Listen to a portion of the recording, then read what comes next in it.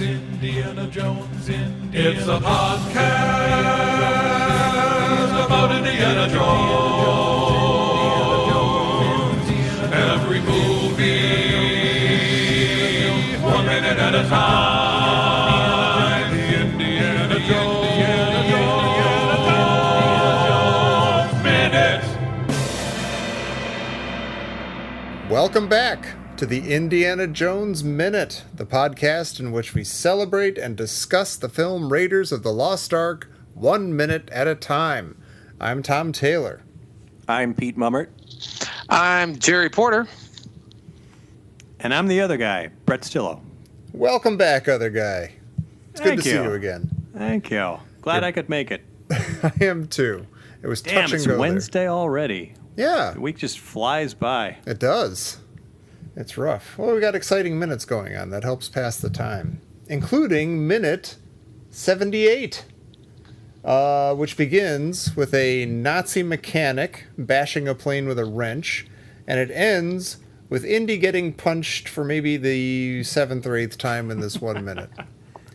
And the first thing I want to know is, okay, we got the big Otto von Bluto guy, Captain Fracas. I forget what we were calling him. The Fracas Seeker. The Fracas Seeker. He's sought a fracas and he's found it. He's Rufus Roughhouse, and he's all excited. Indy's climbing back up the plane. He's dispatched with the mechanic, and I want to know the demeanor of this guy, the Captain Fracas. He doesn't seem at all interested in protecting the plane or stopping Indy from doing whatever he's doing. He's just excited to beat him up.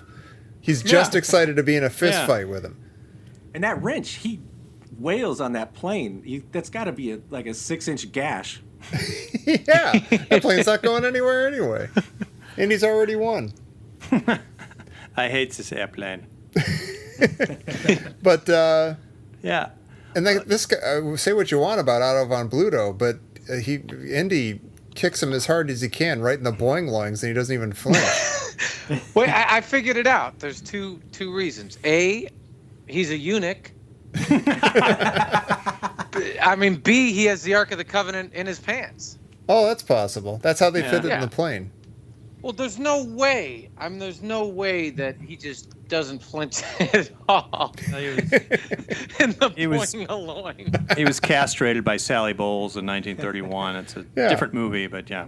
Oh, that's sad. You don't think he was a castrato in the choir? He doesn't sound like it.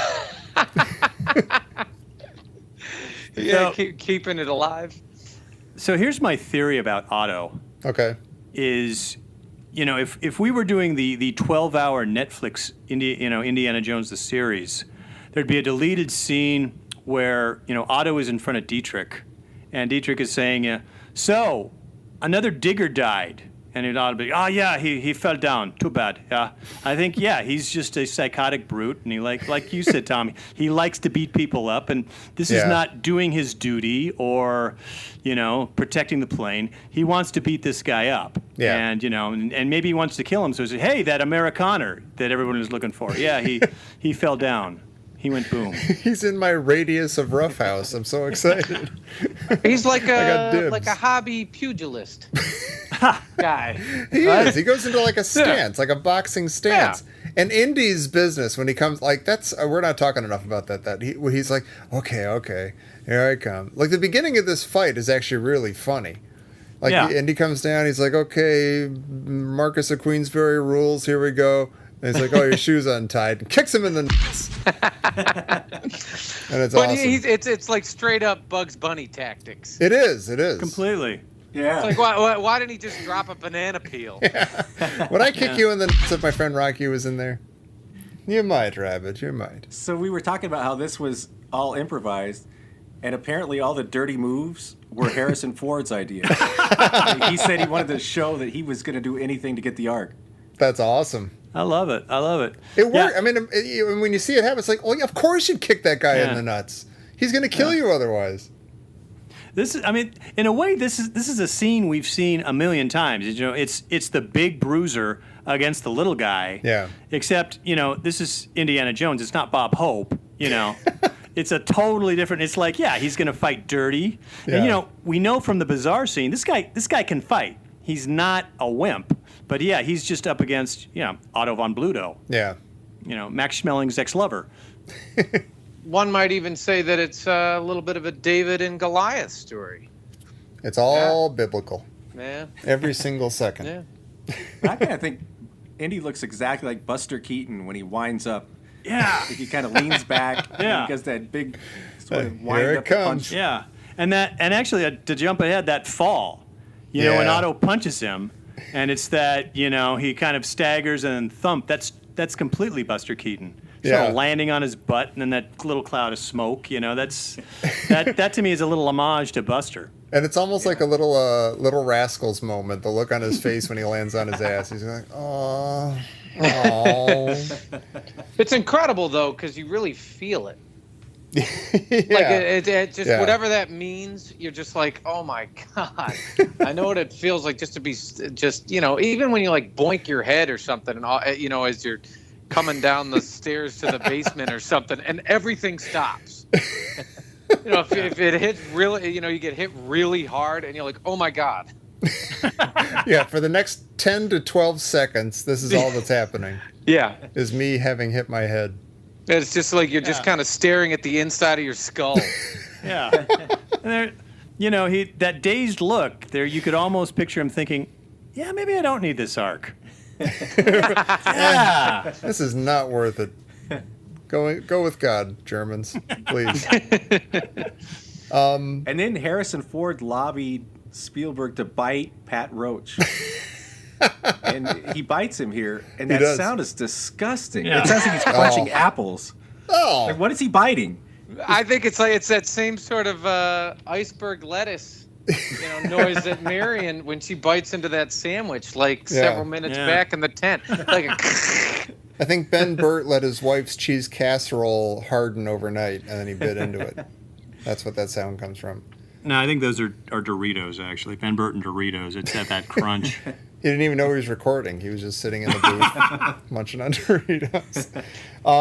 We can't let this... Okay, this is minute 78. I've been waiting 78 goddamn minutes for this moment.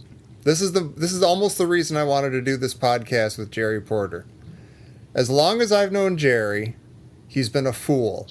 And as long as I've known him since Raiders of the Lost Ark came out, he has insisted... Okay, Otto von Bluto punches Indy. Indy wobbles and goes down. There's a shot of, I think, Frank Marshall about to, try and aim his gun or whatever. And we cut back. Otto von Bluto's taunting Indy, saying something to him. and I'll read it. I'll What? read it. You It's read it. crystal clear. Yeah. Okay. What German mechanic fracas seeker ball guy says, it's crystal clear. Okay. Come here, you. Haven't you got any breath in you?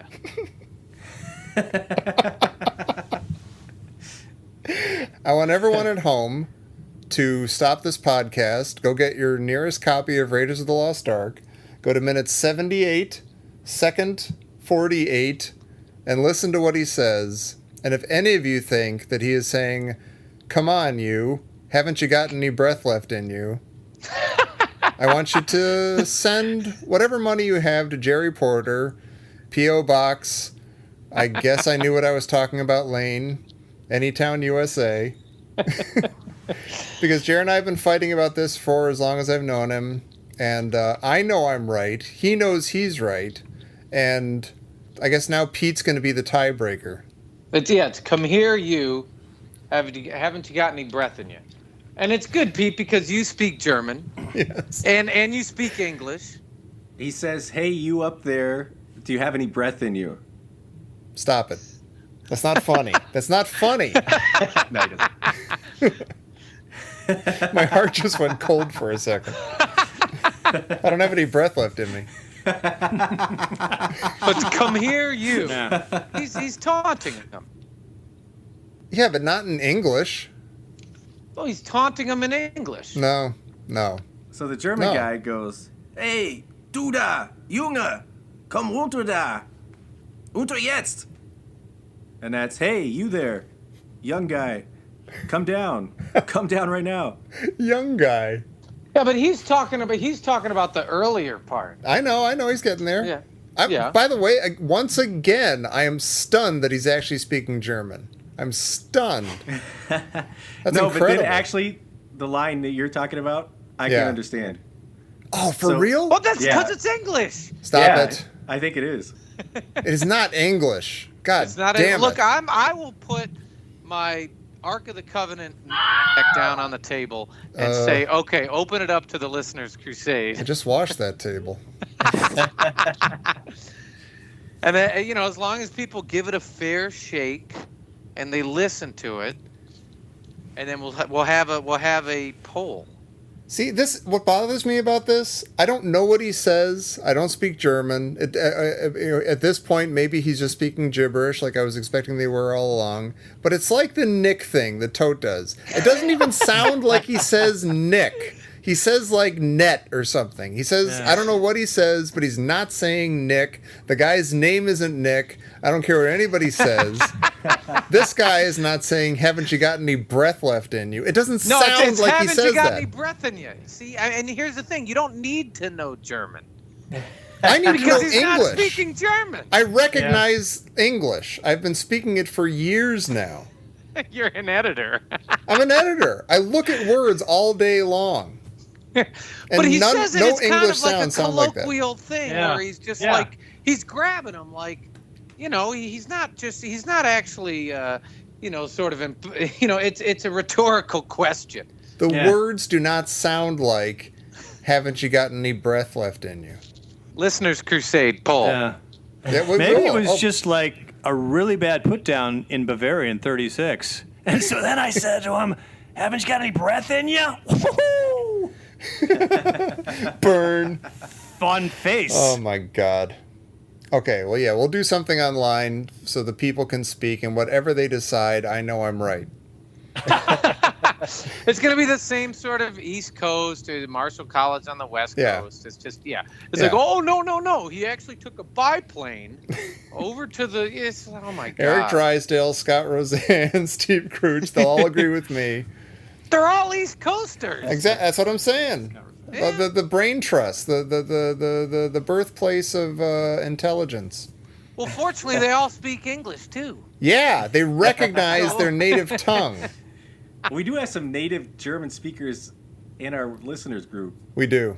So maybe we can get to the bottom of this. They can, yeah. Jerry, you had a girlfriend. I don't know if you remember this. You had a girlfriend once, and she spoke German, and she couldn't tell what he was saying either.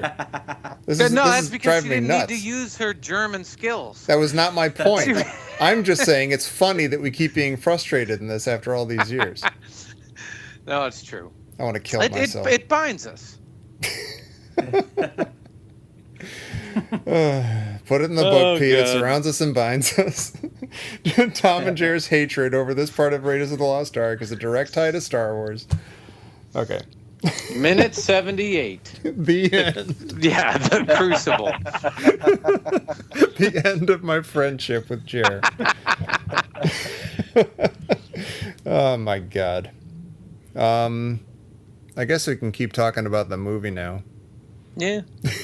I do like that Indy is kind of grinning when he picks him back up as he's saying this bastard line that nobody knows what he's saying.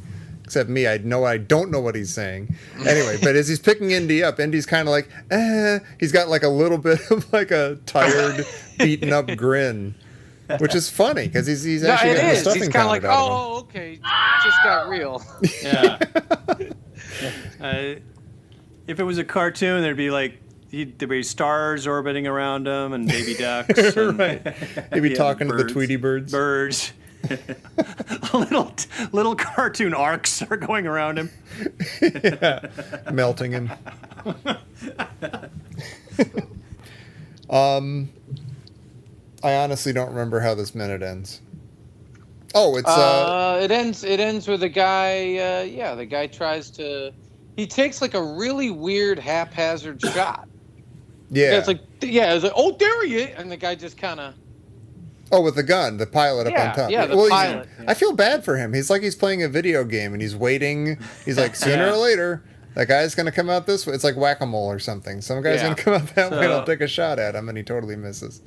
I'm sure you guys have heard the story of how Frank Marshall became the pilot, or what happened when he became the pilot.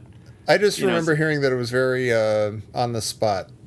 Yeah, it was on the spot, and Frank Marshall was also the second unit director. So I think Spielberg or somebody says, "Hey Frank, you want to be the pilot?"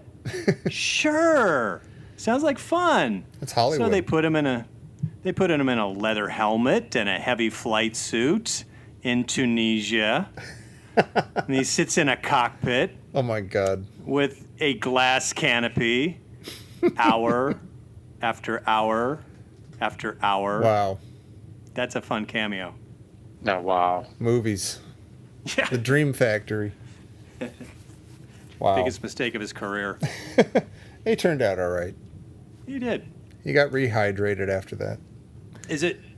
Pete, is it time for Frank Marshall trivia? Sure. Okay, so this is what I live for when you cross the streams of pop culture. So in preparing to be on your podcast, I figured, okay, time to look up Frank Marshall. And, because I was, convinced I'd find that his ancestors founded Marshall College.